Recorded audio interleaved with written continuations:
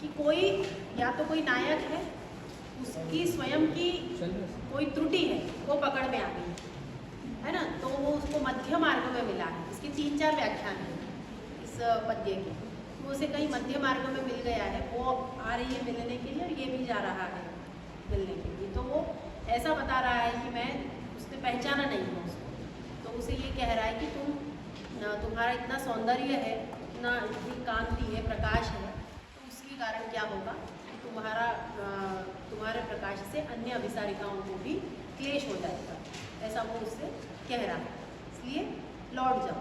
तर्हि अत्र केचन एवं अर्थं कुर्वन्ति यत् मम गृहम् आगच्छतु अथवा मिलित्वा भवत्याः गृहं चलावः इति इत्यपि अर्थः अत्र अवगम्यते। तर्हि न ज्ञायते यत् तया गन्तव्यम् अथवा स्थातव्यम् इति।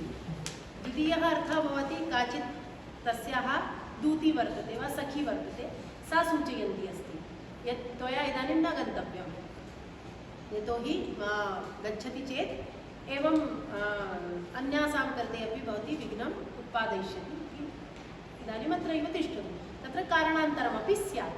एवं भिन्नभिन्न अर्थाः बहुभिः उक्ताः। तर्हि अत्र विधिः, अत्र निषेधः ज्ञायते वाच्यार्थरूपेण, किन्तु तत्र गन्तुम् उच्यते अथवा स्थातुम् उच्यते इति न ज्ञायते।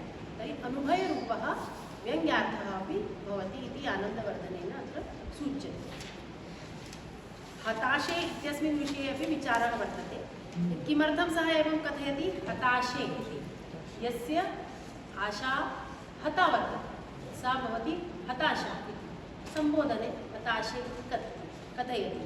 अर्थात् यः अन्यासां कृते या अन्यासां कृते अपि विघ्नम् उत्पादयति तस्याः अपि सुखं न भविष्यति, इत्युक्तौ तस्याः इच्छा अपि पूर्णा न भविष्यति इति अत्र सूच्यते।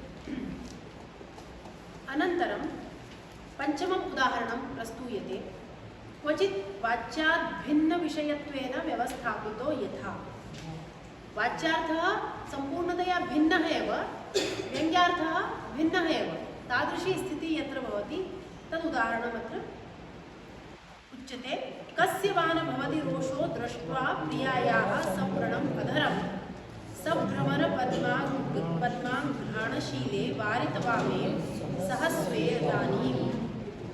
अत्र काचित् नायिका अस्ति, तस्याः या दूती वर्तते अथवा सखी वर्तते, सा सूचयति किं यत् भवत्याः ओष्ठे व्रणम् इदानीं जातमस्ति, अधरे व्रणः जातः अस्ति। तर्हि भवत्याः प्रियः आगच्छति चेत् निश्चयेन तस्य कोपः स्यात्। अतः सा किं सूचयति, कस्य न भवति रोषः, इत्युक्ते यः कोऽपि स्यात् जगति सः स्वस्य प्रियायाः अधरे यदि व्रणं पश्यति चेत् तस्य कोपः स्यात्। किमर्थं, तस्य ज्ञानं भविष्यति मम या पत्नी वर्तते अथवा मम या प्रिया वर्तते सा अन्यस्मिन् अनुरक्ता वर्तते, अतः तस्य चिह्नम् अस्याः अधरे दृश्यते, अतः निश्चयेन तस्य कोपः स्यात्। पुनः द्वितीयायां पङ्क्त्यां किं वदति, सभ्रमरपद्माघ्राणशीले। भवती तादृशं पुष्पम् इदानीं भवत्याः किं कृतं, जिघ्रितम् इति भवति वा, घ्रातं, यत्र पूर्वतः भ्रमरः आसीत्, तर्हि तेन भ्रमरेण किं कृतं, भवत्याः अधरे व्रणः एवं सा सूचयति।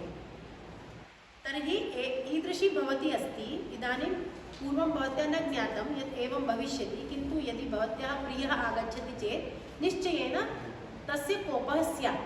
इदानीं पश्यतु, सा जानाति दूती यत् इयम् अनुचितव्यवहारं कृतवती अस्ति, सम्प्रति अस्याः पतिः समागच्छति, तस्मात् कलहः स्यात्।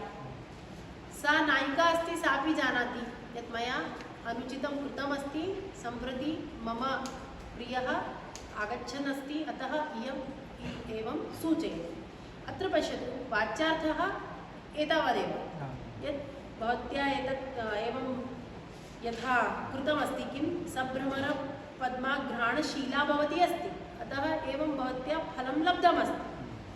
वाच्यार्थः एवं ज्ञायते, किन्तु प्रतीयमानार्थस्य यः प्रतीयमानार्थः कस्य कृते वर्तते?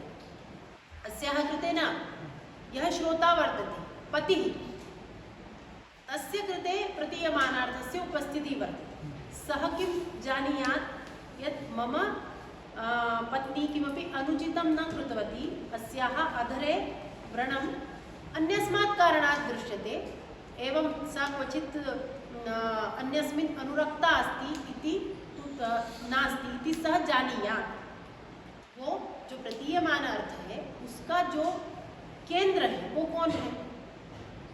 वो उसका नायक है, जो वहाँ सामने उपस्थित भी नहीं है, वो सुन रहा है, जहाँ से भी समीप है, आसन्न है, आ रहा है, उसके लिए प्रतीयमानार्थ की उपस्थिति है। वाच्यार्थ का केंद्र बिंदु वो है जो सामने बैठी है, उसकी सखी या उसकी स्वामिनी जो भी है, और प्रतीयमानार्थ का केंद्र बिंदु कोई और है। अभी पहले के जो उदाहरण हमने देखे वहाँ ऐसी वाली स्थिति नहीं थी।